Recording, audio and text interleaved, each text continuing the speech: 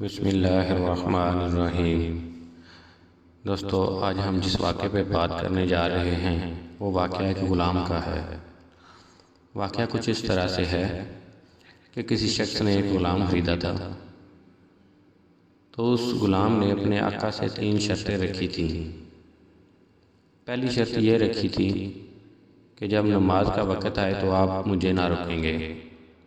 دوسری شرط یہ رکھی کہ آپ مجھ سے صرف دن میں خدمت لے سکیں گے، مگر رات کو مجھ پر یہ پابندی عائد نہ ہوگی۔ پھر تیسری شرط یہ رکھی کہ میرے رہنے کے لیے کوئی ایسا کمرہ عنایت فرمائیں گے جو میرا پسندیدہ ہوگا اور دوسرے شخص کو اس میں آنے کی اجازت نہ ہوگی۔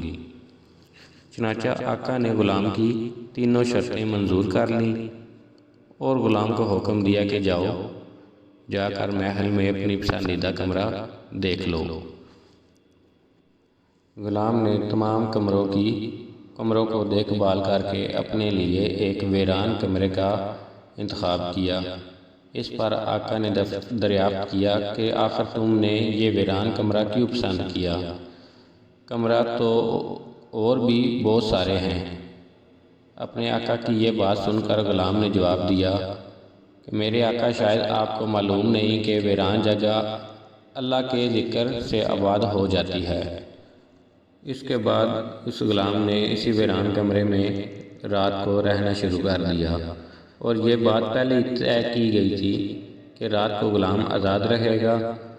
جب غلام کو اپنا پسندیدہ آزاد کمرے میں رہتے ہوئے کچھ عرصہ گزر گیا تو اس کے آقا نے ایک دن رات کو محفل منعقد کی، اور نصف شب کے بعد جب دوست احباب رخصت ہو گئے تو مالک مکان چل قدمی کرتا ہوا غلام کے کمرے کی جانب جانے نکلا۔ کیا دیکھتا ہے کہ ایک نورانی قندیل نے اوپر سے آ کر کمرے کی خالی چھت کو گھیر رکھا ہے، اور غلام سجدے میں پڑا ہوا ہے، اپنے رب سے دعا اور مناجات میں مصروف ہے کہ اے میرے پروردگار، دن کو تو نے میرے آقا کی خدمت میرے ذمہ واجب کر دی۔ اگر یہ خدمت میرے ذمہ نہ ہوتی تو میں دن رات تیری عبادت میں مشغول رہتا، لہذا تو میرا عذر قبول فرما لے۔ اس کا مالک تعجب کے ساتھ صبح صادق تک اس عجیب منظر کو دیکھتا رہا۔ چنانچہ صبح ہوتے ہی وہ نورانی قندیل آسمان پر چلی گئی اور چھت بند ہو گئی۔ مالک نے اپنی بیوی سے اس کا تذکرہ کیا، اور دوسرے روز وہ مالک اور اس کی بیوی دونوں اس منظر کو دیکھنے گئے تو اس شب میں بھی بالکل وہی منظر دیکھا جو پہلی شب میں مالک دیکھ چکا تھا۔ صبح ان دونوں نے غلام کو بلا کر کہا کہ تو اللہ کے واسطے آزاد ہے تاکہ اپنی خواہش کے مطابق دن رات اللہ تعالیٰ کی عبادت میں مشغول رہ سکے۔ جس سے تو معذرت کرتا رہتا ہے اس کے ساتھ اس کے مالک اور اس کی بیوی نے غلام سے اس کے ان کرامتوں کا ذکر کیا جو رات کو وہ دونوں دیکھ چکے تھے۔ تو بس اب کیا تھا؟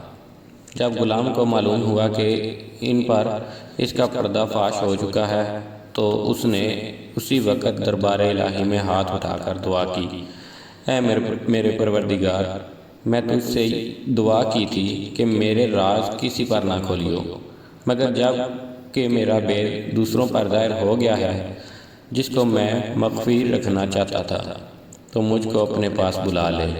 چنانچہ اسی وقت اس کی روح پرواز کر گئی اور وہ اپنے خالق حقیقی سے جا ملا۔ اللہ تعالیٰ سے دعا ہے کہ اللہ پاک اس کی مغفرت فرمائے اور اس کے درجات کو بلند فرمائے، آمین۔ دوستو، اس سے ہمیں یہ سبق ملتا ہے کہ حضور صلی اللہ علیہ وسلم نے سچ فرمایا کہ جو اللہ کا ہو جاتا ہے اللہ اس کا ہو جاتا ہے۔ دیکھیے کہ اس عالم فنافی اللہ کی دعا کس طرح ہاتھوں ہاتھ درجات قبولیت کو پہنچ گئی۔ اللہ تعالی ہمیں اس واقعے سے سبق حاصل کرنے کی توفیق عطا فرمائے، آمین۔